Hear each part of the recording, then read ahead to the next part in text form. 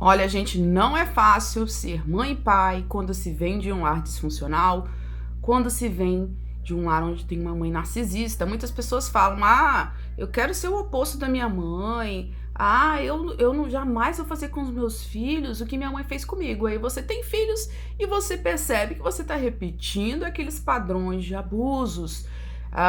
E hoje eu vou falar sobre o grito, que é algo muito comum entre os sobreviventes, seja mãe ou não, seja pai ou não. A gente cresce normalmente com gritos e tende a repetir esse comportamento de gritos. É uma dificuldade muito grande para muitos. Confesso que para mim foi um dos meus maiores desafios no meu processo de superação. Ainda é, né? Porque é um trabalho para a vida inteira. E aí, gente, esse livro é fantástico, do Tiago. Abraça o seu filho, do Tiago Queiroz, do canal Paizinho, vírgula. E aqui ele fala que também é um desafio para ele. Olha que ele teve pais maravilhosos. E mesmo assim é um desafio. Por quê?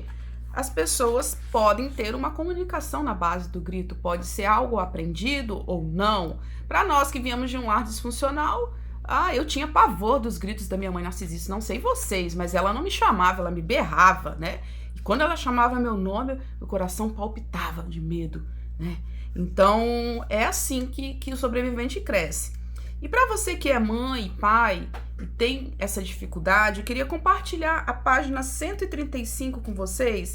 Nossa, ele conta uma experiência dele aqui que traz tantos ensinamentos pra gente, tantos ensinamentos. Vamos pegar caneta e papel, vamos anotar. Você que é mãe, que é pai, que grita com seus filhos, quer mudar esse comportamento? Porque não adianta, gente. O grito, ele... Virginia, aqui em casa, se eu não gritar, ninguém me escuta, ninguém me obedece. O problema é que o grito, ele dá medo, ele não educa, entende? Não adianta. Medo não educa. Você tem que fazer seu filho, pensar, ajudar a ele resolver os problemas dele, né? Ajudar esse filho na regulação emocional e não gritar, porque o medo não educa. Tá? Virginia, só funciona na base do grito é porque seu filho está tendo medo e não porque você está o educando. Pensa comigo, você gosta que gritem com você?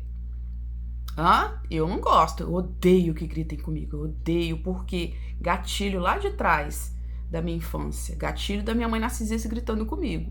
Eu não gosto que ninguém levanta a voz pra mim, e foi muito difícil o processo, mas olha, eu usei essas ferramentas que o Tiago diz aqui no livro dele. Olha só, eu sempre tive todas justificativas do mundo para os meus gritos, que aconteciam algumas vezes na semana. Talvez eu estivesse dormindo pouquíssimas horas, ou havia alguma preocupação financeira no momento, ou até poderia ser que o meu trabalho formal estivesse particularmente mais turbulento em dado momento. E a cada uma dessas possibilidades se combinavam de uma maneira muito perigosa com o momento mais desafiador dos meus meninos. Essa análise que ele fez, quando ocorria, por isso que é importante a gente ter um diário de sentimentos, né? Um diário das emoções, né? Dentro da psicanálise a gente trabalha com PNL, eu trabalho, pelo menos na minha formação, né? Nós estudamos a PNL, eu trabalho com o diário das emoções, já trabalhava na terapia Ayurveda, principalmente para compulsão alimentar, então... E instintivamente, nesse processo de aprendizagem, do meu processo de superação, eu comecei a analisar de onde e em que épocas que eu gritava, quando que eu gritava e por que eu gritava. E aí, diferente do Tiago aqui, que quando ele estava muito atarefado e tal, ocorriam esses gritos, comigo era sempre na TPM. Porque eu na TPM, infelizmente... E sim, tô justificando aqui, né, como ele disse que justificava, e realmente, gente, a gente não deve justificar e não mudar. A gente pode até justificar, mas tem que mudar. E a TPM era muito crítica pra mim, gente, eu explodia. Era como se tivesse um acúmulo de emoções na TPM, extravasava tudo. E aí eu gritava e eu passei a anotar e vi que ocorria sempre na TPM. Porque as mulheres têm, né, aquela queda brusca de hormônios no TPM, que é punk, gente. Essa era a fórmula perfeita para o grito acontecer. E a fórmula perfeita para mim era a TPM, mais as meninas fazerem algo que me aborrecesse, né? E por mais que eu sempre tivesse todas as justificativas para o grito ter saído da minha boca, era impossível que eu não me sentisse engolido pela culpa todas as vezes que eu gritei e grito. Eu sempre tentei calar a culpa dizendo para mim mesmo que eu estava me sentindo cansado, estressado, provocado, e isso funcionava parcialmente, porque a outra parte de mim sabia que, na verdade, quem precisava do grito era eu, e não os meus filhos. Exatamente a mesma coisa comigo. Eu gritava, depois chorava e me arrependia. E pensava, meu Deus, eu nunca vou conseguir mudar. Já foi. Quando eu pensava que não, eu já escapulia o grito. E aí eu pensava que eu não ia mudar, gente. Eu achava que não tinha jeito pro grito. Já era algo há tantos anos que eu já praticava que eu achava que não tinha jeito. Mas tem jeito sim. Há quem diga, inclusive, que quando gritamos... Olha isso que interessante. Há quem diga, inclusive, que quando gritamos com os nossos filhos, como nossos pais gritavam conosco. Então, a gente tende a gritar com os nossos filhos da mesma forma que os nossos pais gritavam conosco. Estamos inconscientemente buscando o amor e a aprovação deles por fazer as mesmas coisas enquanto pais. A partir daí comecei a me observar mais para tentar agir antes do que o grito saísse da minha boca. Comecei a perceber que normalmente antes de eu gritar, os meus filhos davam sinais de que eu precisava tomar uma ação com eles de uma maneira mais preventiva, como no dia que o Gael ganhou um boneco, né? Então olha aí a dica número 1. Primeiro identificar quando nós gritamos. A segunda dica, essa seria a segunda dica, identificar os momentos de prevenção antes de você soltar o grito. E aí ele conta que ele deu um boneco para um dos filhos dele, e aí o irmão foi e tentou pegar esse boneco, e ele estava apressado para levar os meninos na escola, e cheio de bolsas, e enfim, por mais que situações assim tenham o seu lado positivo, o que aconteceu? Ao ouvir Dante gritando e o Gael chorando, cheguei furioso na sala e só deu tempo de gritar com eles para separar a briga. Como resultado, os dois começaram a chorar. No caminho para a escola, pedi desculpa aos dois, dizendo que todos nós erramos, eu principalmente, porque perdi o controle. Então, olha a importância de identificar os momentos que você tende a gritar. Qual a combinação? A sua combinação, né? Identificar o momento exato que você falha, e quando falhar com grito, pedir desculpa. Tem pais que são filhos de mães narcisistas e mães que jamais morrem, mas não pedem desculpa. Por quê? Autoestima frágil. Se é que tem autoestima, falta de amor próprio, sentimento de inferioridade, sentimento de rejeição, medo, culpa, vergonha. Eu pedi desculpa pro meu filho, Virgínia?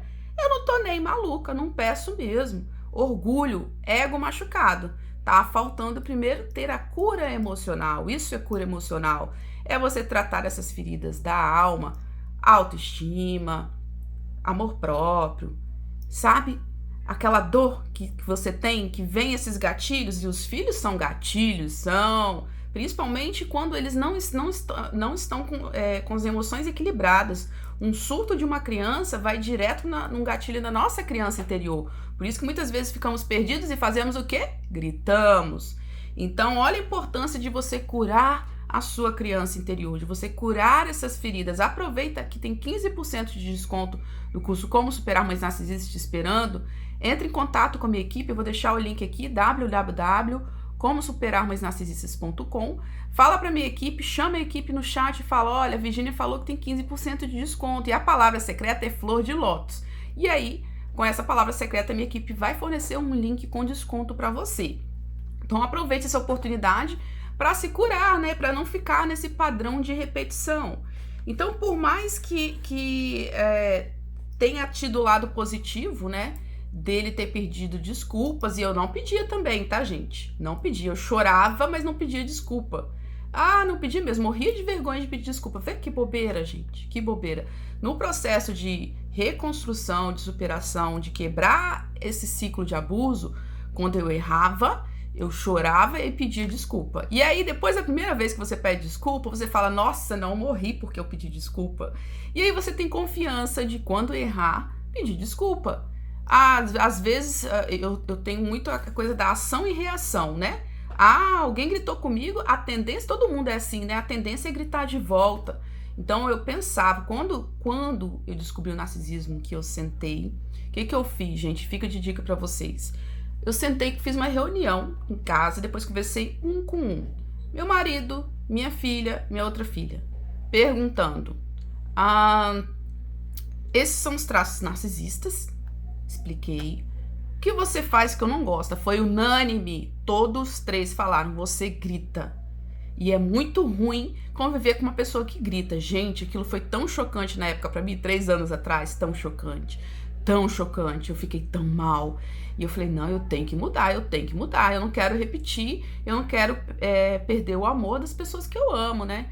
E aí eu fui aos trancos e barrancos, errando, e aí quando eu errava, e aí que eu vi que eu não morria, se pedia desculpa e falava assim, não, eu errei, gente, ó, desculpa, falei alto, né? Gritei, né? Porque às vezes você tem tanto hábito de gritar que você nem percebe que você grita.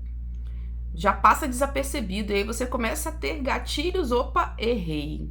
E eu pedi para eles falarem, ó, se eu gritar e eu não perceber, você fala, mãe, você gritou. E elas falavam, mãe, você tá falando alto. A Yasmin, que é a mais velha, né, que vai fazer 20 anos esse ano, mãe, pra que você tá falando alto? Eu não sou surda. Então elas começaram a me dar as dicas. Meu marido também me dava dica. Epa, epa, epa, tá falando alto comigo por quê? E aí eles também me ajudaram nesse processo. Então é sentar, explicar, ter a humildade de reconhecer seus erros e falar, eu quero mudar, me ajudem. Quando eu errar, vocês, por favor, me falam. E quando eu pedia desculpa, a minha filha que era pequena, que tá com 10 anos agora, dia 12 faz 10 anos, né? De 12 de junho, não sei quando esse vídeo vai ao ar, talvez ela já vai ter feito 10 anos. Ela também aprendia com o exemplo de você pedir desculpa, porque as crianças aprendem por exemplo. Então, se eu pedia desculpa, ela também ia aprendendo a pedir desculpa quando ela também grita, porque a bichinha também gritava. Claro que vai aprender a gritar. Todo mundo, aqui em casa, todo mundo já fala alto normalmente, né? Aqui é a galera Vata Pitta no Ayurveda, né? É a galera que fala alto, temperamento forte mesmo, os 4. Mas a gente se ama muito e a gente tenta equilibrar o máximo possível tudo aqui em casa. Mas normalmente quem passa na rua escuta a gente gargalhando, a gente gargalha alto, a gente brinca alto, a gente brinca com os cachorros, a gente é um pouco exagerado no som, né? E isso, na hora de mudar o clique, quando eu fui mudando meu comportamento, não gritando, meu marido foi ficando mais calmo, as meninas ficaram mais calmas e tudo mudou, mas partiu de mim, porque quem atiçava todo mundo? Eu, porque eu que gritava, porque aprendi de uma família disfuncional, aprendi dessa forma. Nunca é tarde para aprender, tá? Não tem idade. E aí, olha só, ele disse que aqui tinha um lado positivo, porque ele ensinava os meninos dele que se ele errasse, ele tinha que pedir desculpas, né? Dizendo que ele estava falhando, e as crianças aprendiam com que tem que pedir desculpa quando erra. E aí, dias depois, a mesma situação aconteceu, dos dois brigarem por conta do boneco, né? E como eu já havia aprendido a minha lição, larguei tudo para mediar a conversa. O resultado foi muito melhor e não gritei com ninguém, ninguém chorou. Ele viu que o quê? Um irmão pediu, possivelmente, né? Me dá o boneco. E o outro filho, não. Ele viu que ali ia sair uma discussão. Para não haver discussão e ele não se estressar com a discussão, ele foi lá, parou e mediou, que muita gente talvez não sabe fazer isso. Porque não quer abdicar o seu tempo, dedicar tempo aos seus filhos. Por quê? Você, se não se maternou ainda, fica uma disputa, gente, entre os seus filhos e você. Você quer dedicar tempo só para você. Não é algo assim, é egoísta isso. Não, é automatizado. Por quê? Sua criança interior ainda está ferida, por isso que tem que fazer o curso para tratar essas feridas. E aí, se você tá com essas feridas abertas, fica uma disputa de tempo. De eu me cuido, e muitas vezes o nosso cuidado ainda é errado, né? Padrões errados. Aí a gente pensa que um tempo para dedicar para nós, que você poderia mediar uma possível briga entre seus filhos, você que vai fazer algo para você. Por quê? Você tá carecendo de tempo e você não quer abrir mão do seu tempo de sair do celular, né? Muitas vezes, para dar atenção para os seus filhos. Além de tentar agir antes de explodir em gritos, eu também observo a frequência com que grito com os meus filhos. Minha meta sempre será a de zerar gritos. Mas essa meta é inalcançável quando você é ser humano. Realmente, eu também tenho essa meta. Antes de gravar esse vídeo, eu falei, gente, já tem tanto tempo, eu acho que eu mudei. Vamos perguntar como eu tô? Pra me ter certeza, será que eu não tô louca? Que eu saiba, nunca mais eu gritei, gente. Eu perguntei um por um e todo mundo falou assim, não. Só quando você vai contar um caos, né? Um caos que me traz injustiça, aí eu começo a falar. Quando eu penso que não, eu já tô falando alto, tô gritando, mas não com eles, contando o caos de injustiça. Sei lá, uma notícia na televisão, algo que eu acho que é muito injusto, eu começo a contar, começo a me empolgar. Aí eles falaram que nesses momentos eu levanto o tom de voz, mas é a emoção do caos. Então, eu nunca mais vou gritar? É bem provável que não. É bem provável que um dia eu vá gritar, um dia eu vá me estressar, algum dia eu não vou estar bem. Mas hoje eu já sei o que eu tenho que fazer, que é pedir desculpa e lembrar daquilo e ter aquela minha atitude como um aprendizado. Então, se eu me percebo que estou gritando várias vezes ao longo da semana, paro e analiso a situação, porque quase sempre isso está vinculado às expectativas muito altas, seja sobre os meus filhos ou sobre mim. Durante um tempo, quando Dante era filho único, eu e a Anne tínhamos um combinado que ele não veria TV de jeito nenhum. Isso funcionou bem até uma fase que ele começou a dormir muito tarde e acordar muito cedo. Olha a dica. Em resumo, ele acordava em pleno fim de semana às 6 horas e eu não tinha ânimo nenhum para brincar com ele. Tava morto, né? E ser lúdico e muito menos empático. Com o resultado, eu brigava muito com ele e aquelas primeiras horas da manhã já eram muito ruins tanto para mim quanto para ele. Aí o que ele resolveu? À noite não ia assistir TV. Pra quê? Pro filho amanhecer de bom humor, ele também amanhecer, dormir o tempo que tem que dormir. Decidimos que eu deixaria o Dante assistir a 2 desenhos quando acordasse, para que eu também tivesse um tempinho para acordar, tomar muitas xícaras de café, checar minhas redes sociais e pronto para ser o pai que ele merecia. Mesmo com todas essas reflexões, eu ainda grito com os meus filhos. É algo que eu preciso observar constantemente. Eu também, gente. É algo que eu tenho que me policiar. É algo que preciso observar constantemente e saber que todas as alternativas empáticas e respeitosas que eu escrevo neste livro são as melhores ferramentas que eu tenho para manter o nível de gritos o menor possível. E nessa observação constante, eu passei a incluir os meus filhos para verificar também qual é a percepção deles em relação aos meus gritos. E eu fiz isso também intuitivamente. Eu perguntei, o que você sente quando eu grito com você? Lá naquela descoberta 3 anos atrás. E aí a Ana Luísa, que é a mais nova, na época com 7 anos, falou, eu tenho medo. A Yasmin, eu tenho raiva quando você grita comigo. E meu marido, eu fico pi da vida. Então, ter essas respostas, né? E perguntar, gente, sempre perguntar. E aí ele disse que perguntou, Dante, o papai está tentando se controlar mais. Você percebeu que eu tenho gritado quase nada? E aí, olha que fofo. Sim, papai, eu gosto quando você não grita. Eu quero ficar não quero ficar perto de quem grita perto de mim, quem grita comigo.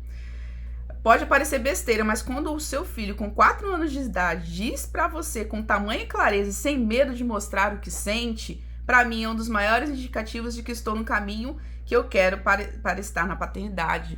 Exatamente isso, isso é mágico. Ver os seus filhos sendo quem eles são sem medo de quem eles são. Não é isso que a gente buscou a vida inteira? Não ter medo de ser quem nós somos? Pois é, os nossos filhos, quando a gente sabe que está no caminho certo, quando eles não têm medo de dizer na nossa cara quando algo não vai bem e a gente vai aprendendo com os nossos erros. Espero que você tenha gostado desse vídeo. Não se esqueça do curso Como Superar Mais Narcisistas, o link vai ficar aqui na descrição. Aulas gratuitas, e-books gratuitos, tudo aqui na descrição para você. Aproveita para me seguir no Instagram, virginia.coser. Um abraço no seu coração, muito amor, muita paz para você e para sua família. Tchau, tchau, gente!